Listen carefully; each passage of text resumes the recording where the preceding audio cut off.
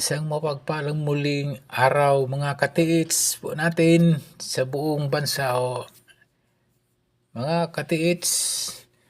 Bago ang lahat po ay babati po tayo sa ating mga katiits po. Lalo-lalo na po sa ating katiits na ka-treasure hunter na si Tukuran TH Explorer ng Zamboanga del Norte. So, happy treasure katiits. Ngayon mga katiits ay atin ang umpisahan na itong aking i-decode mga katiits ay isang padala rin ito ng ating katiits. Dito yung nagpapatulong po. Ito, how to decode the old tree, century old tree. So almost nito, puno na lang itong natira mga katiits. Isang matandang puno na natira na napakagandang ito'y isang marker.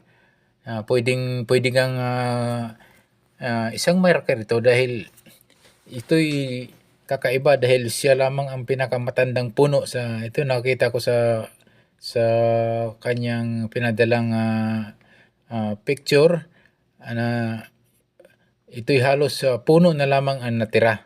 So sa tingin ko ito'y more than 100 years na puno dahil talagang sobrang sobrang tanda na. Ganun na katanda itong puno nito. So maganda ito. Unang-una po ang aking assessment po dito. Kung mayroon kayong metal detector, ka-TH, suyurin nyo na mga ka-TH yung paikot nitong punong kahoy nito mga ka-TH. Pwede nyo pong unahin mga ka-TH yung mismong katawan nito mga ka-TH kasi sa tingin ko ay talagang halos puno na lang ito nakatira. So wala na yung mga sanga. So hagurin nyo mga ka-TH ng metal detector yung kanyang katawan. Baka mayroong napapalaman dyan sa loob. Itong pinakapuno niya mga ka-TH. Or scanner, gamitan nyo ng locator scanner. So, yung dalawa mga katiis, either alin sa dalawa na yan, metal detector or scanner locator mga katiits. So, ito po yung mga katiits, sa tingin ko ito mga katiits ay mukhang napakalinis po yung kanyang paligid. Mukhang siya lang talaga yung tanging nabubukod tanging pinakamatandang puno. Kasi nga yung mga katabi niya ay maliliit lang na puno yung mga katabi niya, ka-TH. So, posibleng isang marker to mga ka-TH. Posibleng isa ito sa ginagamit ng mga Japanese noon, nung panahon. At ito mga ka-TH at mayroon pang aking naobserbahan dito sa isang puno. Itong isang puno ay nagbibend siya mga ka-TH. Ang bending niya ay pointing west mga ka-TH. Ito yung pagkabaluktot niya. So, ito mga ka-TH, tingnan nyo na maigi mga ka-TH yung pagka-bend at nakaturo sa bandang west. Pwede nyo yan mga ka-TH i-test dig yung area ng west area ng 2 to 3 square meter. So isa sa titingnan nyo yan kasi unang-una yung pointing niya going west. So 1 to 2 meters o 1 to 2 to 3 meters, magtistig po kayo dyan ng 2 to 3 square meter na lapad mga ka-TH. Kung sakali mga ka-TH wala doon sa kanyang i-reverse nyo mga ka-TH. Yung east, yes mga ka-TH, yung east na naman ang inyong i-test dig. Same distance 2 to 3 or 4 meters yung layo mula dyan sa puno. itisdig nyo ng 2 to 3 square meters din. Yung lapad niya, yung haba at lapad. So, walang mawala mga katiits kung yan ay ating itisdig. So, sabi nga nila, naghahanap lang din tayo ng treasure. Atin ang itest lahat kung pwede. So, yung north and south, so after testing ng east, the north and south na naman, test nyo mga katiits.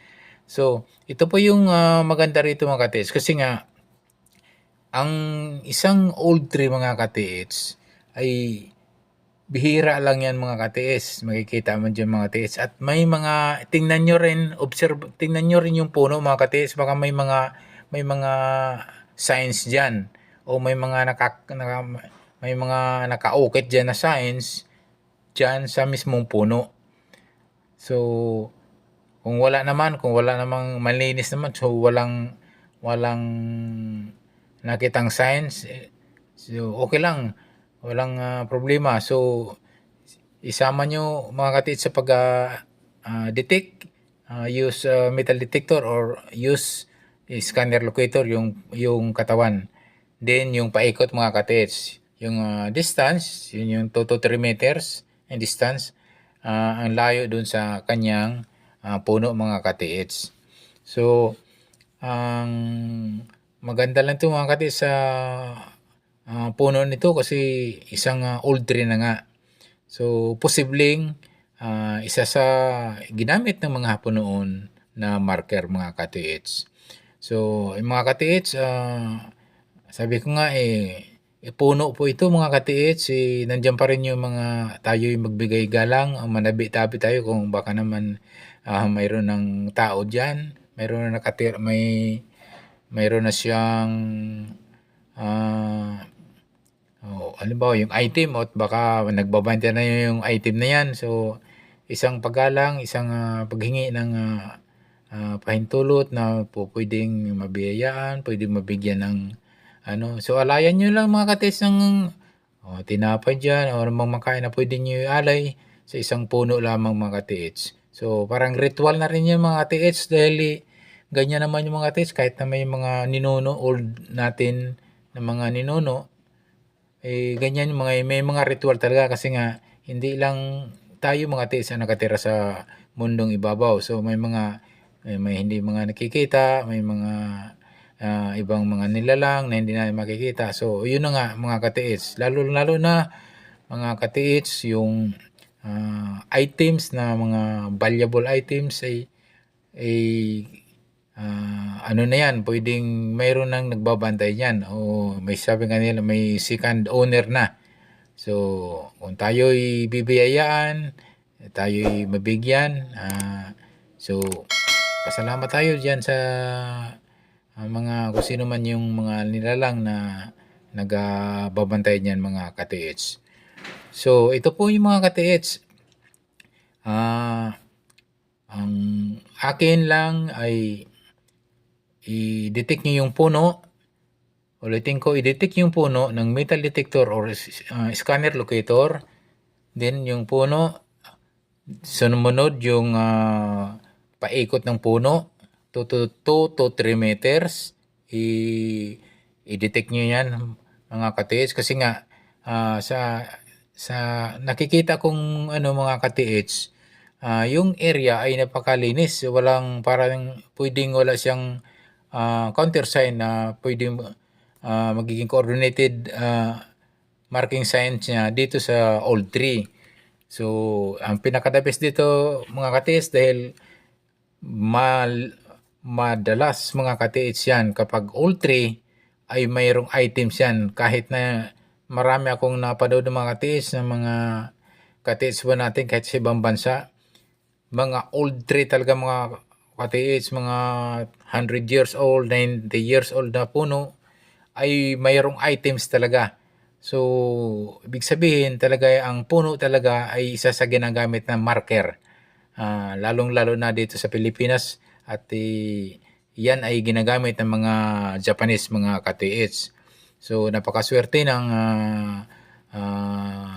kung saan ito nakatayo. Itong isang malaking puno, isang century-old tree na ito'y talagang napakaganda.